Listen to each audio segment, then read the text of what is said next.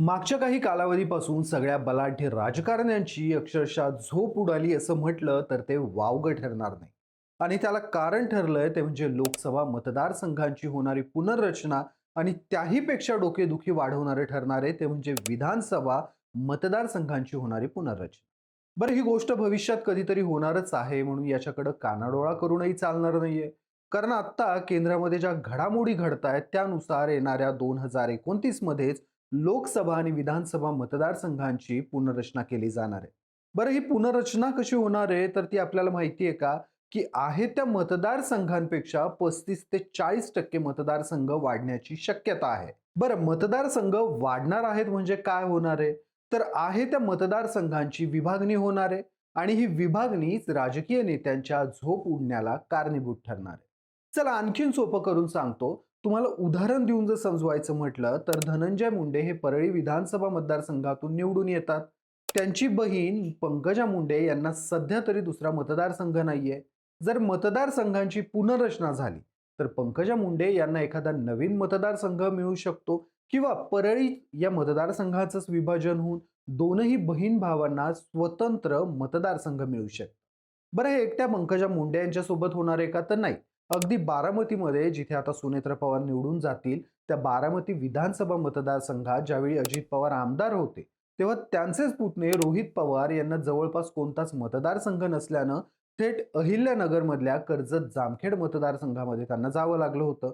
मात्र नवीन मतदारसंघांच्या रचनेनंतर त्यांची व्यवस्था बारामतीच्याच आजूबाजूला होणाऱ्या नवीन मतदारसंघात होऊ शकते. पण हे होत असताना सगळ्यात मोठी मेख ही देखील आहे की हे मतदारसंघ तयार कसे होणार.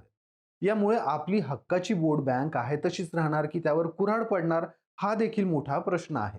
कारण आजपर्यंतच्या इतिहास पाहता देशामध्ये ज्या ज्या ठिकाणी मतदारसंघांची पुनर्रचना झाली किंवा होणार आहे त्या ठिकाणी एक ओरड झाली आहे किंवा केली जाते की मतदारसंघ फोडले गेले.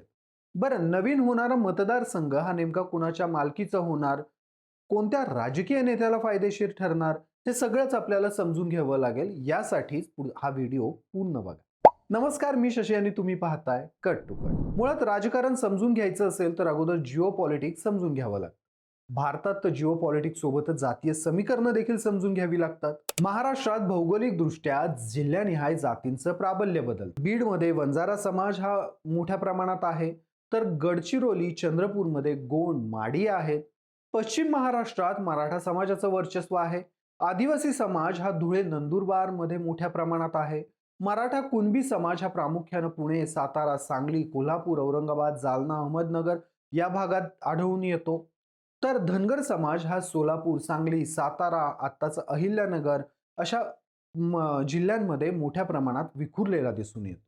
माळी समाज हा नाशिक, पुणे, सोलापूर भागात दिसून येतो. तर भिल्ल, गोंड, कोळी या आदिवासी जाती नंदुरबार, धुळे, गडचिरोली, चंद्रपूर, पालघर, नाशिक अशा भागांमध्ये विखुरलेल्या आहेत. विदर्भ आणि भंडारामध्ये ओबीसी जाती मोठ्या प्रमाणात आहेत. तर कोकणामध्ये ओबीसी समाज देखील मोठ्या प्रमाणात आहे. दलित समाज हा मुंबई, विदर्भ, छत्रपती संभाजीनगर, पुणे, धाराशिव मध्ये मोठ्या प्रमाणात आहे. तर लिंगायत समाज हा सोलापूर, धाराशिव, नांदेड, लातूरमध्ये आहे. मुस्लिम समाजाचं प्राबल्य संभाजीनगर, बीड, अहिल्यानगर, मुंबईतील काही भागात आहे. मुंबई आणि आजूबाजूच्या भागात तसेच कोकणात कोळी समाजाचं प्राबल्य आहे. या सर्वच घटकांवर मतदारसंघ पुनर्रचनेचा मोठा फरक पडेल. रादर तो चांगला असेल किंवा वाईट असेल, पण फरक पडेल इतकं नक्की. उदाहरण देऊन जर समजून घ्यायचं झालंच तर राष्ट्रवादीच्या सना मलिक या मुंबईतील अणुशक्ती नगर विधानसभा मतदारसंघातून निवडून येतात. तिथं मुस्लिम लोकसंख्या लक्षणीय आहे. ती या भागातील राजकीय दृष्ट्या निर्णायक भूमिका देखील बजावते. या मतदारसंघात सुमारे 30% मुस्लिम मतदार आहेत.